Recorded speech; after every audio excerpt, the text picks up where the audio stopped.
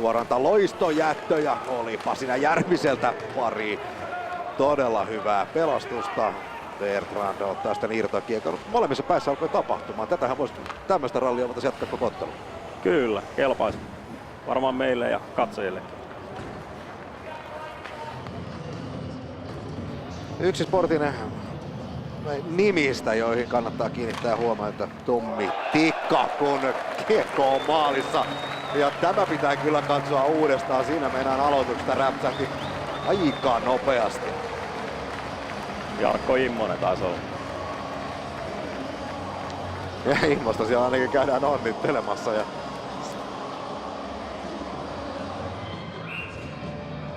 semmoinen kylmäpäisyys sieltä puuttui ja se loppui suurin piirtein viime kaudella siinä vaiheessa, kun Niko Peltola painoi takaisin Jokereihin ja lähti pelaamaan KHL. Siinä vaiheessa Sportin kiekon ylöstuonti vaikeutui huomattavasti.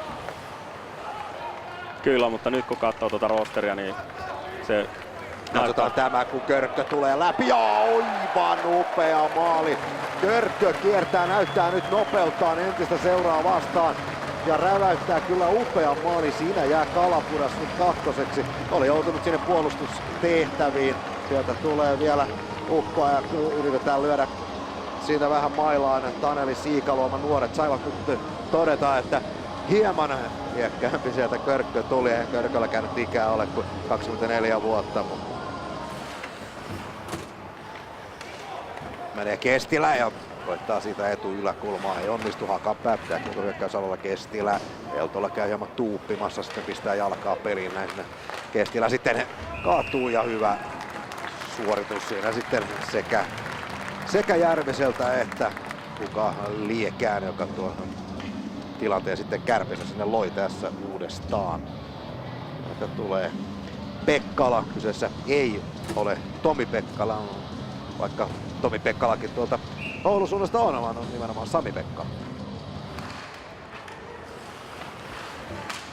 Pääsee, mutta jatkuva kärppäpaine nyt tuolla Sport-päivässä joka tapauksessa on. Ja Sport ei löydy millään avaimella siihen, että saisi omaa peliä käyntiin. Keränen johtaa toki 2-0. Niemelä laukoo ja siinä nätti koppi Mika Järvinen. Niin, lähinnä meinasin tuolla kotimaisuusasteella sitä, että hankinnat nimenomaan paikkaamaan menetyksiä, niin kaikki oli kotimaisia. Kyllä joo. Mika Niemi ja Miro Aaltonen. Kyllä, Juuso Ikonen. Siinä oli hyvä harjoitella puolustuspelaamista, joka näytti kyllä suivan ihan mainiosti. 2-0 taululla ei ole kauaa, kun ei onnistu siitä. Ei onnistu. Oliko siellä sitten Junttila näköjään numerosta koosta päätellen tuossa tilanteessa? Todella hyvin oli Järvinen kuitenkin mukana tuossa tilanteessa.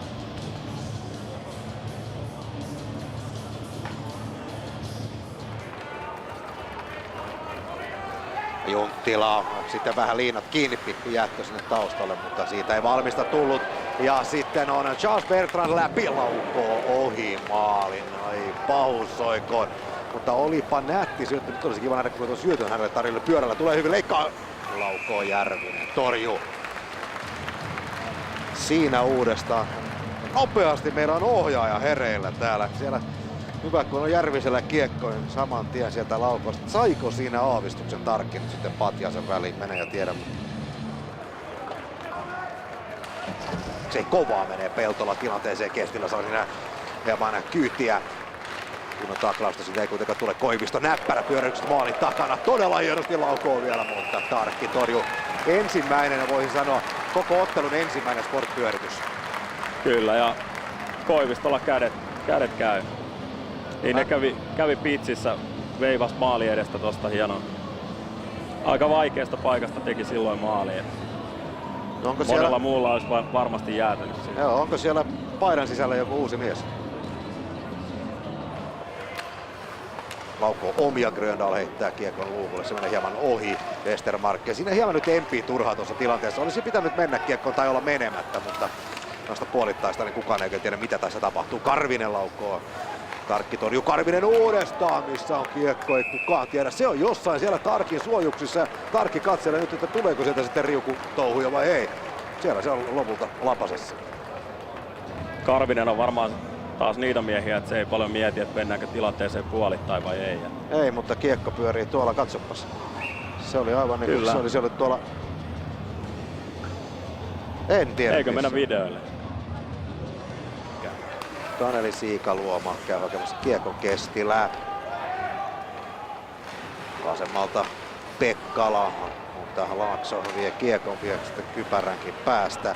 Komulainen Talberi nyt 3-2 vastaan. Komulainen Talberi ja syöttää putkeen, kilauttaa Joonas Komulainen. Grödal pitää kiekon alueella. Talber maalin takaa, menettää kuitenkin kiekon. Komulainen menee nopeasti kulmaukseen ja näin Kärpä pääsee kiekkoon käsiksi. Mutta Laakso pitää nyt taidokkaasti kiekon hieman onnekkaastikin. Hyökkäys alueella Charles Bertrand, joka kyllä Bertrandistakin on se sanottava, että mies tekee kyllä molempiin päätyihin, molempiin suuntiin hyvin töitä. Peltola heittomaalille. Nyt on Komulaisen poikko, mistä se Järvinen sinne saa jotain raajaansa eteen. Komulainen oli jo siinä kädet kohden Kuparisarren kattoa, mutta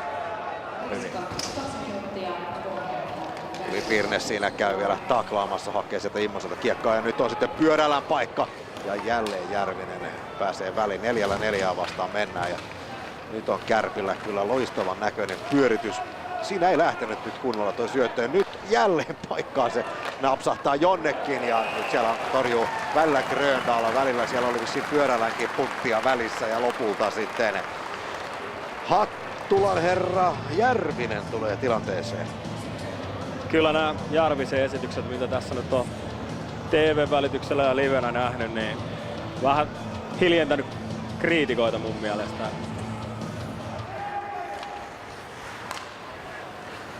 Nyt on Pirneksellä jälleen tulossa paikka, mutta ei lähde veto. Sen sijaan Ikonen takoo viivalta. Kiekko ei koskaan maalilla saakka mene Pirnes. Käyttää siellä maalin kulmalla, saa uudestaan. Ujuttaa loistavasti, eikä vieläkään uppo. Kärpillä on ollut nyt puolenkymmentä paikkaa. Laatikainenko sen laukoo? Kyllä vain. Laatikainen räväyttää sitten siniviivalta. Ja ei siinä nyt ei niin paljon voimaa tuossa vedossa ollut, mutta hyvä tarkka kuti. Ja kyllä Järvinen sahattiin tuossa aika pihalle, että kävi maissa muutaman kerran. Ja nätti maali lopulta. Tuo näppärästi kiekon alueelle pistää maalin taakse Riskalle, joka menettää kiekon, mutta taustalla tulee Karvinen, joka korjaa tämän tilanteen sitten. Siinä Sportin pelaajat ailevat toinen toisiaan. Karvinen pistää Komulaisen kumoon, Peltola kiekko viivalle ja tästä lähtee 20 sekuntia ylivoiman jäljellä. Peltola päättää välittömästi heittää kiekkoa luukulle, sitten Riska Karvinen, mutta Tarkki on hereillä. on siinä aika ilkeä kaksikko tuohon maaliin eteen ylivoimalla heittää Karvinen ja Riska. Ei ole pakeilla helppoa. Joo, Riska vie siinä 2 pakkia ja Karviselle jää. Kyllä vain siinä mielessä Sportin tilanne on tässäkin asiassa nyt melko hyvä. Täällä oli hieman arvoituksellinen, kun tuossa viimeisen pelin jälkeen meidän kanssa keskustelin, että Järviseltä hyvä torjunta.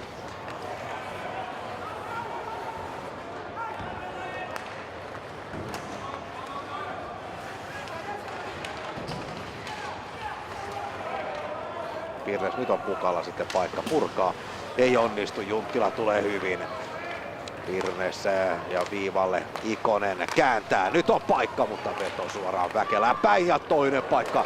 Ikoselle tulee hyvä paikka, mutta kylläpä Järvinen liukuu nätisti tuolla maalillaan ja onnistuu.Änttinen ei saa kiekkoa toimitettua alueelta. Nyt on Pirneksellä paikka, mutta selkä maaliin päin, Hakapää laukoo.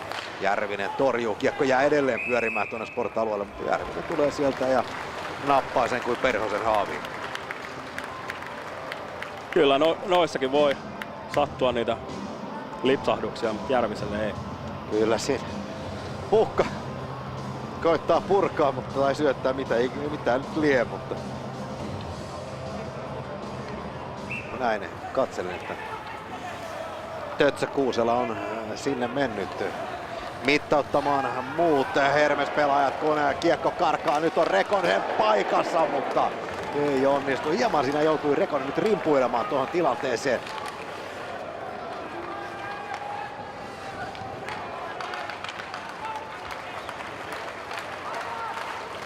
Huikea jännittävä loppuhan tähän saadaan. Harjoitusottelu toki ei mitään, mutta Jännittäväksi tämä menee, minuutti jäljellä. Kärpät ylivoimalla koko loppuajan, mikäli ei maalia tee.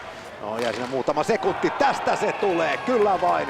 Ja lukemat 2-2, kun viimeinen minuutti pyörähti käyntiin. Kärpät tulee tasoihin sieltä. Onko Miro Aaltonen laittaa kiekkoa luukulle ja siinä on paikassa Saku Mäenalainen ja 2-2. Tulee ja kiertelee sitten, kiertää koko orkesteri, pelaa Peltolalle, mutta pelaa väärälle puolelle ja siitä ei pääse Niko Peltola laukomaan. Peltola tekee sitten Koivisto ja jättää kiekkoa sinne maalin taakse. Nyt Immonen sitten seikkailee tuolla jossain. Ja ei tässä nyt pelaajat oikein tiedä kukaan missä kaveri liikkuukaan. Joten paikkoja tulee Junttila, Immonen nyt puolustusehtoja, Junttila tulee hyvin. Ja nyt nähdään mielenkiintoinen tilanne sitten. Siitä tulee jäähy. Ja näin, tuleeko sitten rankkari? Kyllä vain. Siitä tuomitaan rangaistuslaukaus. Näin näyttää Antti Buuman. Ehkä tuo rangaistuslaukaus tuli hieman helposti, mutta kaveri on perässä maalintekotilanteeseen rike. Niin, mitä siinä selitellään? Niin. Junttila lähtee rauhallisesti matkaan, hakee Rystylle ja nätti maali. Hieno haku Rystylle ja nosto tuonne yläpesään. Ja näin Kärpät voittaa lopulta tämän ottelun lukemin 2-3. Siinä uudestaan Junttilan taidon näyte. Sieltä kyllä pienestä raosta pistää Junttila kiekon pesään ja näin lukemat 2-3.